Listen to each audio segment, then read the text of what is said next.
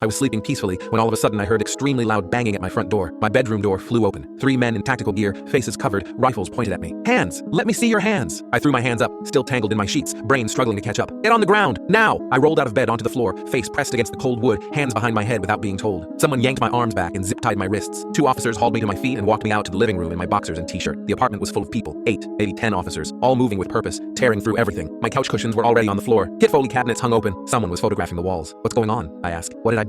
No one answered. They moved around me like I wasn't there, like I was furniture. One officer approached me. He had a badge clipped to his belt. DEA. He looked at me and asked, "Where is he?" I respond, confused. "Where's who?" "Your roommate, Nick Foley. Where is he?" "Nick, of course." I answered him. "I don't know. His room, maybe?" I just woke up. 2 officers disappeared down the hall toward Nick's room. I heard them kick that door in too. "He's not here," one of them called back. The agent's jaw tightened. He turned back to me. "When did you last see him?" I tried to remember. "Yesterday? Maybe the day before? I don't know. We're not really friends. He just rents the room. Can someone please tell me what's happening?" The agent pulled out his phone and showed me a photo. Nick, but not Nick as I knew him. In the photo he wore expensive clothes, standing next to a black Mercedes. Same face, completely different person. He asks me, "You know who this is?" I respond, "That's Nick, my roommate." He continues, "Nick Foley is one of the largest Fent distributors on the West Coast," the agent said. "We've been building a case against him for 18 months. The words didn't make sense. Nick was quiet. He worked from home doing something with computers. He paid rent on time. He was boring. "That's impossible," I said. "He's a programmer or something." The agent cut me off. "He's a drug dealer, and you've been housing him." I begin to plead. "I didn't know. I swear to God, I didn't know." The agent watched me as if he was calculating something. He asks, "You sublet to him?" "Yeah. I couldn't afford the rent alone after my girlfriend moved out. I posted on Craigslist and he responded. That's it. That's the whole story." He pauses and asks, "Is he on the lease?" My mouth went dry. "No." "So you're subletting in violation of your lease agreement?" I couldn't respond. Everything was falling apart. I'd broken my lease to afford rent, and now I was standing in my destroyed apartment, zip-tied and half-naked, because my random Craigslist roommate was apparently a major drug trafficker. The agent's radio crackled. A voice. "We've got the bedroom. You need to see this." We walked to Nick's room. Inside, officers were pulling up floorboards. Beneath the floor, bricks of cash, dozens of them, wrapped in plastic, stacked neatly. "That's not mine," I said immediately. "I've never been in here. I didn't know." The agent turned towards me. "We've been surveilling this location for 3 months," the agent continued, standing. "We know Foley's operation. We know his network. What we need to know is how deep you're involved." I shout back, "I'm not involved. I just needed help with rent." Officers were pulling up more floorboards now, revealing more bricks, sacks of cash wrapped in rubber bands, but something else too. One officer lifted out a black duffel bag and unzipped it on the bed. Inside were passports, at least a dozen of them, but there was something else in the bag. The officer pulled out a folder and opened it. Photos, surveillance photos, of me. I stared at the images spread across the bed. Me leaving for work, me at the grocery store, me at my parents' house. Dozens of them, taken over months. "What the hell?" I whispered. The agent picked up one of the photos. Me unlocking the apartment door, dated 3 weeks before Nick moved in. "He was watching you before he responded to your ad," the agent said quietly. The agent sifted through more photos. My work schedule, my gym routine, my regular coffee shop. "Why?" I asked. "Why me? Why this apartment?" The agent was flipping through more documents in the folder. Property records, building documents. He stopped on one page, his expression darkening. "What?" I demanded. "What is it?" He held up a document. "Who owns this building? Who's your landlord?" I respond, "Some property management company. I don't know. I just send rent to an online portal." He flipped over the document for me to see. "The building's owned by Nick Foley," the agent said slowly. "Under a different name, but it's him. Has been for 2 years. He was your landlord, and then he moved in as your roommate." "But why?" I whispered. "Why would he do that?" The agent told me straight. "Best guess. You're the fall guy." The room started to spin. My legs gave out and I lost consciousness.